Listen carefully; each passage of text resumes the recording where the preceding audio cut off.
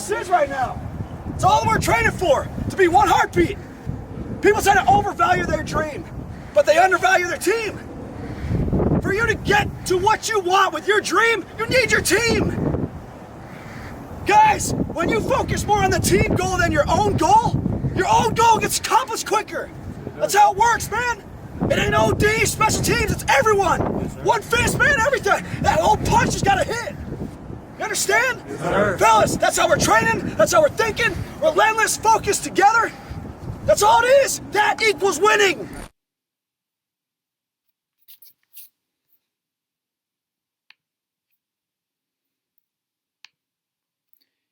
Hey, what's up, everybody? We're back with Sport Vitamins.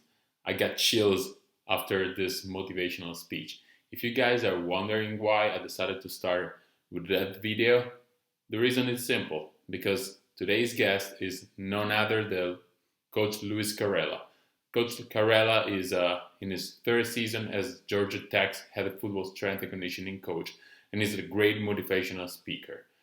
Some of his videos and his speeches went viral on the internet.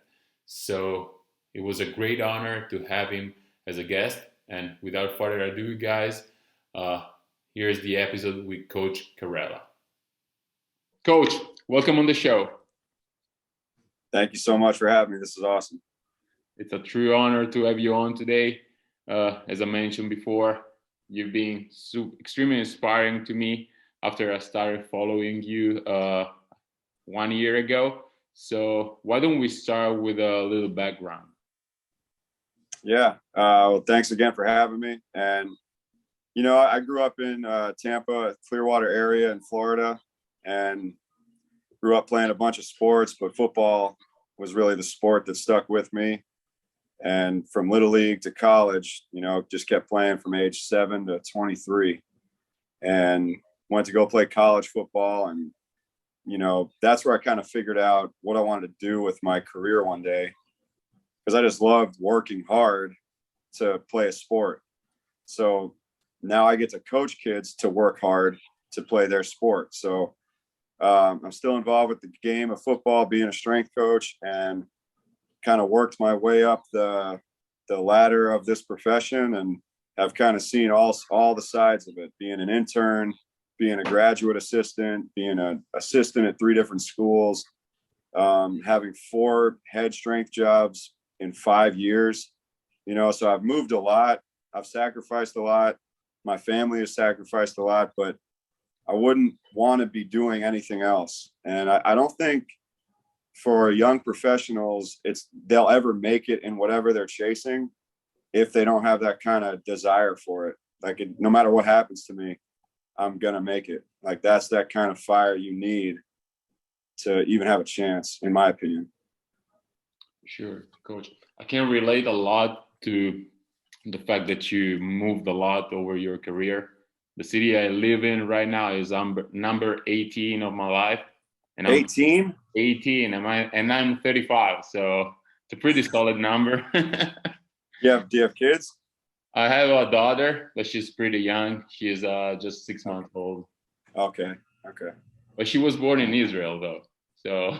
Wow, man. So how did you fight through adversities and kept grinding throughout your career? You know, I'm not going to sit here and say I'm the perfect example, but I'm going to say, like I said before, there was no plan B for me. Like, I didn't have this other option to just fall back on. It was this or nothing. And I didn't like the thought of nothing. So when you have a family involved too, it just creates a little more urgency for you to make sure you're doing the right thing. You know, and I guess how you control adversity is you try to do a great job for great people, you know, because when your chips are down and you don't have any left, I mean, you gotta reload with relationships, you know. And I think that's what people forget. They chase money, they chase status. Man, if you don't have good relationships in the field you're in, it's going to be a long road, because I've seen people chase money and over relationships, and then when the money faded, they didn't have the relationships that they needed. So that's where people burn out, when they lose people in their life because of the wrong reasons. And I think that's where I've always kept in touch with people. I've always tried to make an intentional effort to thank people and just be a constant sponge to the mentors that still help me get to where I am today. Yeah, never burn bridges and never chase money, but chase opportunity, right? That's right. Money will come if you're a good person and do the right things and are in it for the right reasons. Yeah, I love it. So who are your mentors and how did they help becoming who you are today? Man, so my family is obviously the biggest mentor of mine.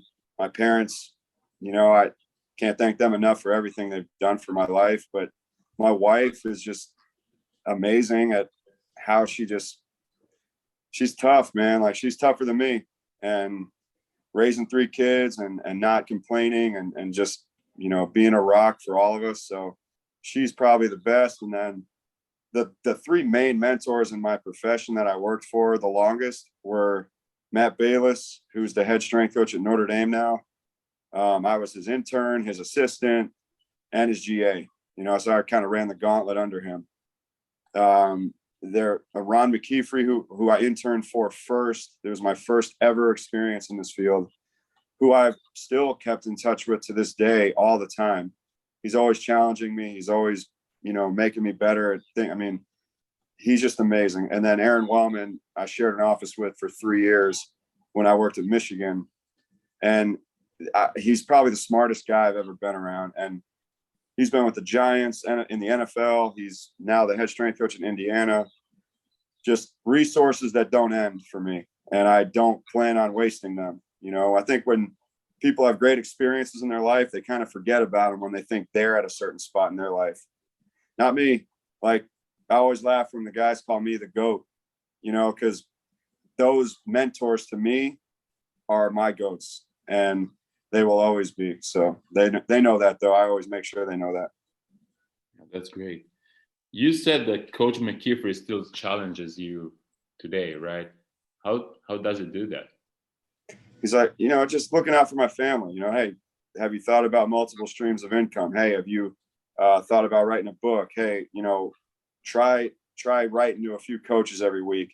It's just like the more business side of things that I wouldn't think about, and he's very good at that. He wrote the book CEO Strength Coach, and I mean, that's kind of timeless now. So for this profession. Yeah, that's awesome. I like it. Now, how do you make sure to be a role model and a mentor yourself for your athletes? Just be the message you preach, and I think nothing's perfect that anyone does. I don't think like what I do is perfect. How I write programs is perfect, but the people that are under me, they're either going to really love it or they're going to fade quick, because I'm up early. I get to work very early. I love that. And I do every workout the players do before they do it. It just like, if I'm an open book, I have no guard on anything. If they want to, I always tell the assistants and GAs and interns that I have, borrow my packet that I take on interviews with me, study it, get your own philosophies. I can coach you as much as you want, but you got to start making hobbies of you wanting to do this your own way one day. Take what you love from me.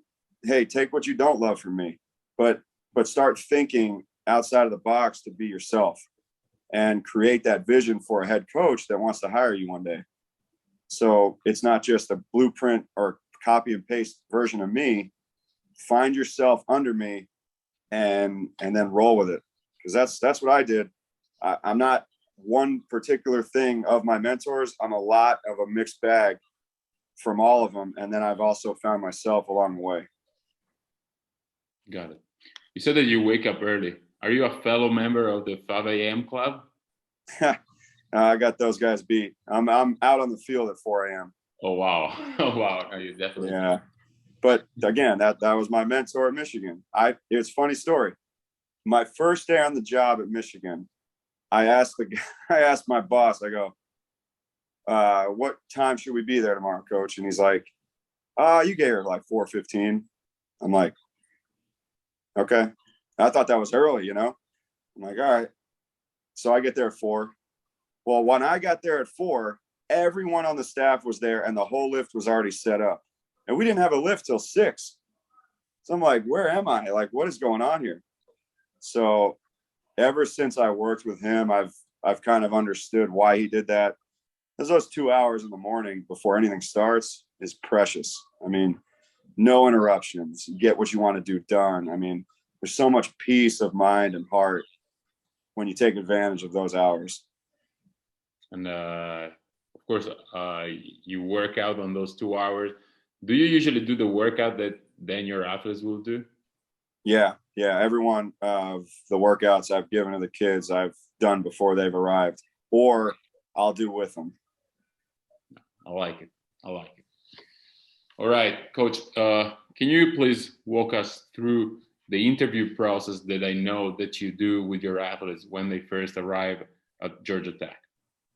Yeah. It's the most important part, not even close to anything else. I mean, these kids have probably never been asked just basic questions about their own life, and they've never been able to really open up or talk about it.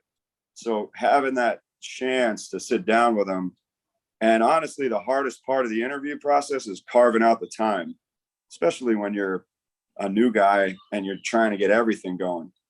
But don't ever overlook that side of it, because those kids got a lot to tell you if you ask the right questions. So, I mean, none of the questions are like, wow, that's a great question. It's just getting them to speak and giving you an identity for them. When they walk in the door, you're not just seeing an athlete. You're seeing a kid who just overcame a lot that you never would have known if you never asked. So, like, my favorite questions on the interview are biggest obstacles that they've overcome.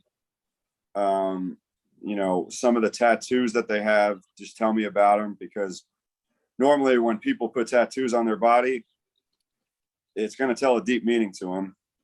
So there's that. And then worst coach they've ever had and why, the best coach they've ever had and why. Simple questions like their birthday and, things they hated on previous teams they've been on, coaching styles that they just put a guard up to and hate. So when we get going, it's like I have a complete understanding of what they like, what they've been through. And then I tell them a little bit about me, and then we hug it out and on to the next interview. Nice. I like it. Is this something that you do on a regular basis, or you do just with freshmen and transfers? It's so if I'm the new guy, the whole team, but it's normally just the first phase of the year, or the new guys, or the new freshmen, or the new transfers. Yeah. So anyone new, they get interviewed. And it's something that you do by yourself, or you get also your assistants involved? Because I know that a football team has something like 40, 50 athletes, if not more.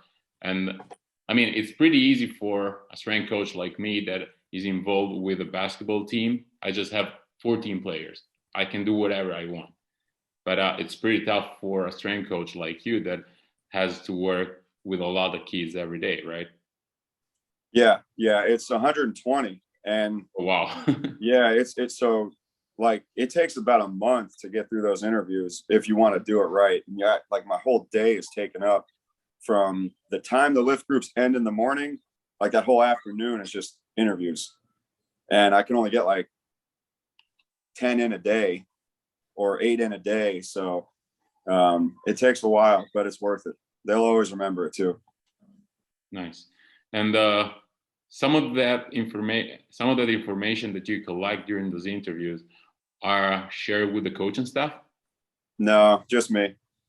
Okay. Yeah, it's confidential, which makes it special. So, like, if there's a pressing thing that I might want to share with the head coach, then yeah.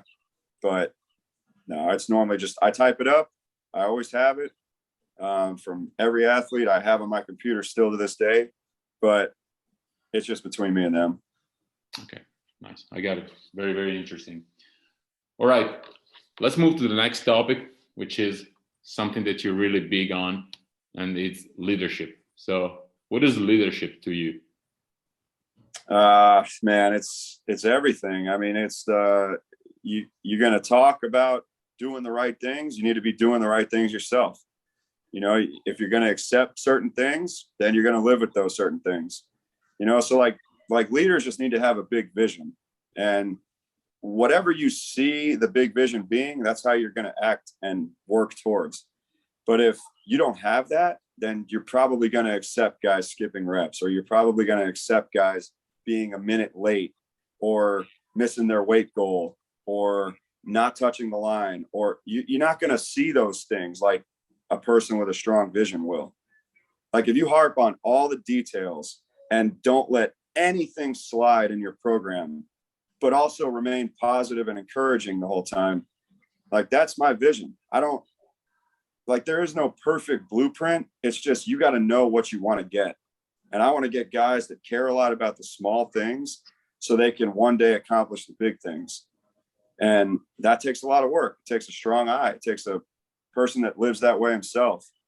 You know, if I want to say, hey, you know, pick up the trash when you're done, and they see me not pick up trash that I walk right by, it's not going to last long. You know, and I feel like for me, if I don't do the players' workouts before they do them, that's just a sense of pride that I have personally, because I believe that's my niche on earning their respect. And respect is the hardest thing to earn from someone, and it's the greatest gift someone can give you. So that's something I'm trying to earn daily for them. But once you have someone's respect, don't let them down. You know, you just got to keep it going and keep that vision strong no matter what happens. I'm curious to know your opinion and actually your answer on this question. Why are strength coaches among all the staff members the designated leaders on their team? You're the culture guy. You know, like you're with them more than any other coach on the staff by far. You have different relationships with every player on the whole team. The other coaches only have, in football, they only have relationships with the guys they coach, which is 10, 8, 11, 12. You know, like you gotta, like, I have an inside joke almost with every human being in this building, and you set the tone. I mean, you're the guy that is only with the team. So say we're all new, right? And the strength coach comes in and the whole staff is new. Well, the football coaches don't get to work with the kids for 3 months. So I'm the only guy setting the tone for the new culture, and all these, you know, the guys with me, of course. But I mean, it's one of the hardest jobs ever to make it right, and to organize it, and to do it with the extreme effort and positive energy and setting it up the way you want. I mean, if you have a weak strength coach in the leadership department, you're going to have a poor culture, in my opinion. That's why it's such an important hire for football coaches. And I completely love that, because that's what fires me up to do this job. Like, the leadership part of this job is the best part. It's leading those kids into something that they couldn't even see themselves doing one day. It's because of you. It's because of your belief in them, and things that you've done to your own self that you know they can do too. So that, if you miss on the strength coach hire, you're missing the whole culture piece. And yeah, you might be a good football coach, and yeah, you can probably win games still, but the whole building will be off and not culturally set if you miss that. Are there some tricks? I don't even know if this is the right word in English, but let's say, are there some tricks to set the tone at the beginning of a week? Yeah. So in the beginning of a program, when it's all new and fresh, I think that's the most important time. Like, I've had the chance to be the new guy 4 times to set a tone for a program. And I've done the same thing everywhere I've been, because that's how I think it should be done. And day one is like so outside of the box, but also so exciting and fun. Like, you want to make the kids feel like, what just happened? And that was like, that was so much fun. And we've never felt that before. And that's the kind of imprint you want to put day one. You can't miss on day one. So like Buffalo, for example, there's 14 degrees outside. Well, I'm like, coach, we're trying to play 14 games this year. Because like 12 games you're given no matter what. But if you play 14, that means you're in the conference championship and you're in a bowl game. So I'm like, that's perfect, coach. Like I would be honored to take the team out on the field if you would allow this. He had a big fuss about it. And he's like, I don't want them out there in that freezing weather. I'm like, coach, trust me, I'm not going to do anything that's going to harm them. I got to get this thing going. So, we go out there and we're doing jumping jacks and screaming at the top of our lungs. We're competing offense versus defense in a sled push, tire flip, seat rolls, up downs, and it's freezing, but no one cares because everyone's having fun. So that like after that point, you can have your off season begin, but I wouldn't want to do it without setting a tone like that first. Awesome. That's awesome. And over the past year, you've become very famous on social media, and some of your videos and speeches went also viral. So first off, I want to know, what's your relationship with social media? When I was at Michigan, I got Twitter for the first time in 2013. And I was like, all right, I guess I can like post a motivational quote once a week. So I started doing that. I mean, it's like what it ended up being was connecting with the players on a level that was bigger than just being with them. You can reach them more often. And now it's just gotten to a point where it's still just about once a week. I try to put something out there positively, and it's just caught on with more coaches and more people. But that's what I've always said I wanted to do, just help people, and however that is social media is pretty powerful. So I met a lot of great people like yourself through it, and a lot of things have become possible because of it. So I look at it as a complete positive and just something that I've always tried to stay consistent at, not overbearing and not too much and not annoying, but just once a week. So it's stuck with me till now. Yeah, this is definitely a great and powerful way to use social media. Absolutely. And let's talk about your speeches. All of them are absolutely great and definitely inspiring. Where do you get the inspiration from? Man, that's hard to say, but like some of the ones that a lot of people have seen, I didn't even know like the camera was there. Like the ones that have been posted that have gone super viral, they've just been after workouts that I've been talking to the team. And I could not have told you if that thing was being filmed or not, because that's what I was saying regardless. And that's what I've done since 2015, since I've been a head strength coach. And I've always given a message of the day, whether it's a lift or a run or whatever it is. Every time I'm with the guys, I have my lift template all, for the workout for the guys. But at the bottom, there's always a block for the message. And that changes every day. So a big hobby of mine is writing. A big hobby of mine is thinking about common concepts that can twist and hit people a different way. And I've just enjoyed doing that for so long now that it's just become normal to me to speak in terms of messages that guys can relate to. So, one of the biggest ones you've probably heard is lazy people do a little work and think they should be winning, but winners work as hard as possible and still worry if they're being lazy, because that resonates with everyone. No one wants to see people achieve things that don't work hard. They don't deserve it. They think they deserve it because they just think doing enough or doing what's being asked of them is enough. It's not enough. Like the real winners, the people that consistently win in this world, are the ones that are always paranoid about working hard enough. So yeah, I do the players' workouts, but I got to make sure I'm hitting my own potential too. Like if it's not enough, I got to do more. So sometimes I'll do double of what the guys have to do, because that's my potential. And that's not I just have to make sure. I'm always paranoid about, am I doing enough? And I think that's a lot of people in this world. Yeah, sure. One of my favorite quotes is winning promises you nothing. Yeah. And and honestly, that's from Tim Grover. So Tim Grover wrote the book Winning. I took concepts from that book that I loved and I've lived. So it hit me hard. So that day, that speech went out of control. And, it's not easy to like just think of original thoughts all the time, but Tim Grover, man, that book is amazing. And it really shocked me how perfect it was for the messaging for our team that day.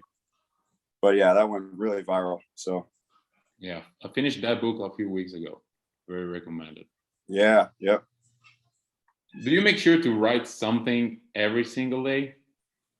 Not every day, but it's it's definitely a hobby of mine. I'm trying to right now in the process of editing my first book, which it will be called Firelighters 365, which is a message of the day for the whole year. And I think it can be used as a coaching Bible for anyone. Like you need a message, you just follow that book. You scroll through the book and, hey, this is where we're at as a team right now. Or, hey, this is what I was thinking. Or, hey, this is the setback that I faced and I needed to see that. So I'm just trying to really narrow it down and get it tuned up so I can get it out there. Great. All right, Coach, let's switch gears and let's talk about strength and conditioning. I would like to know your philosophy in the weight room. Oh man. Okay. So number one, safety. All right. You gotta keep the kids safe. That's the number one priority. On top of being safe, man, everything. It's like competitive, challenging, creative, fun, exciting. You can't yawn in the weight room. You can't you got 10 push-ups if you yawn. I don't want anyone standing around. There's always stuff to do. We're supersetting everything. We're always moving. You got to rest, of course, with the big lifts that you're doing. I understand that. But it's just, there's so much you can get done in a weight room with teams. There's so much you can change in a mindset in a weight room. And that's the stomping grounds for confidence. I gotta make this team not only strong and tough, but confident and want to play for each other.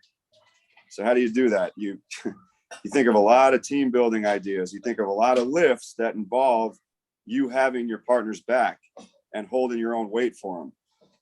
If you're all trying to get the top,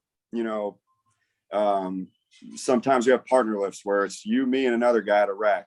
And we got to get to 400 reps together at a certain event. So if it's trap bar deadlift, we're all working together to get to that 400. If it's bench press at a certain weight, it's like every Friday is a different theme that I'm trying to make exciting for these kids, because at the end of the day, the kids don't come here to lift weights. They come here to play football. And it's my job to make them love lifting weights, which is a complete bonus that they never saw coming. So I'm not sure if that's a philosophy, but that's what we do. I mean, there's constant awards being given out, lifters of the day. There's the hunger board, which is like we grade every kid's effort and place them in a category of hunger.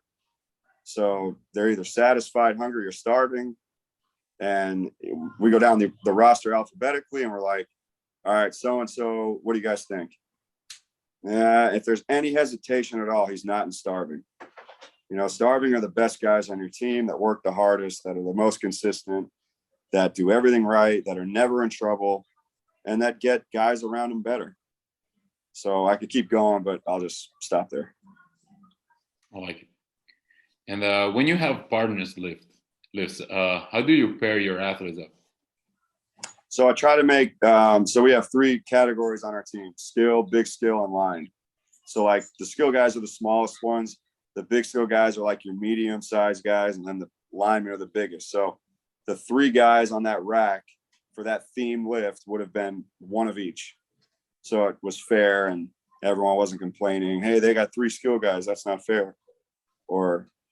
But yeah, it's just different combinations every time. Like sometimes the lifts might be you versus another guy the whole time.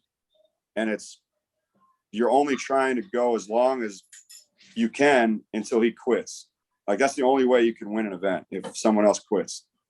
So bar hang, dumbbell holds, push-ups on command, bench press on command, pushing a sled till someone stops, running on a treadmill on an incline till someone gets off. You name it. They're like, just depends on what Friday it is. And how do you make sure that they hold each other accountable as far as performance? So let's say lifting, recovery, sleeping, eating, and you name it. Well, I mean, we keep track of their weights every day, so we weigh them in. But we have a leadership text that the coaches pick the guys in the team that are the leaders. And normally they're in charge of their position group. So if we text out like, hey, so-and-so struggling with his weight, or hey, so-and-so missed a class, or blah, blah, blah, we just text it to the leaders. And that's how we try to empower the player leadership on the team.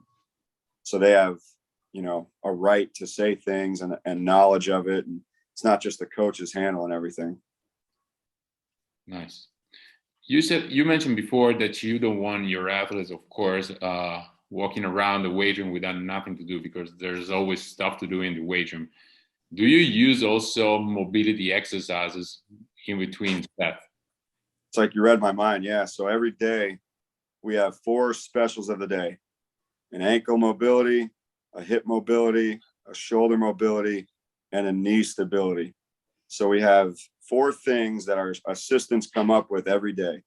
So after the warm up, the guys gather around those 4 coaches and they show them what the specials are of the day.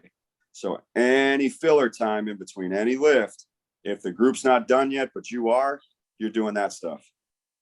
So there's no time to just like stand there and wonder what to do. I love it. And what are your main lifts? Bench press, squat. We Olympic lift of like the clean pull from the floor. We don't do a lot of power cleans just because there's 120 guys and a lot of wrist problems are real. So I just think you can get the same kind of power output from the floor and shrug it up at the top and let it go. So we like trap bar deadlift as well. Those are really the main core lifts. We do a ton of auxiliary, pull-ups. We do a lot of manual work with the arms and the shoulders and the neck. We do a lot of manual work on the back too, where your partner's just pushing on the back of your elbows when your chest is on a bench and you're just holding it as hard as you can. And he's trying to push you as hard as he can. And you're just holding it. And that's really helped. And there's a ton of stuff, but those would be the main things. Got it. I love it. Coach, is there anything you want to add or a nugget of wisdom you want to leave our listeners with? I just think if you're chasing something, like if you really want to go and do something that you're kind of scared to do because it's going to take a while, or because it'd be so overwhelming to just start out of nowhere, or if you really feel it in your heart, I believe you can do it, because I don't think anyone is going to stop you if you're not afraid to sacrifice something, or if you're not afraid to be told you're not good enough, or if you're like, you can't be afraid of things. You gotta go and you gotta do something. So like I always, like, one of my favorite quotes that I know I made up on my own is, you wouldn't have been born if you weren't ready. Like there's so many times you get like frozen by other people's opinions, or you don't want to be seen at the bottom. Like, stop overthinking. You gotta believe in yourself at some point, and you gotta believe in yourself to the point where you're going to create belief in others.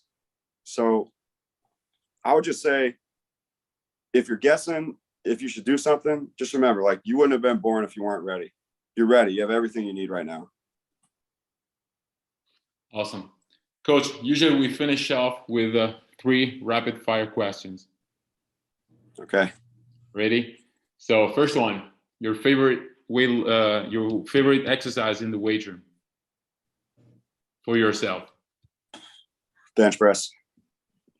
Great. Your favorite book? Oh, Can't Hurt Me, David Goggins. Love it. Great one. And the last one, when are you releasing your book? Oh man, I'm really trying to, if I can, in the next 6 months. That's what my goal is. So I'm really trying to get that done. All right, great. I'll be on the lookout for it. Coach, it's been an absolute pleasure. It's been a great episode. Thanks again. Thanks for squeezing me into your busy schedule, and I loved it. No, I think this is great. I mean, you're in Italy, I'm in Atlanta. I mean, this is so awesome to me. So thanks for having me. It really means a lot. And it's a wrap on episode 30 of Sport Vitamins, guys. If you like the episode, don't forget to share it on your social media. And you can find Coach Caralla on Twitter at Luis Caralla and on Instagram at Lew Caralla. Until next time, guys, I'm out.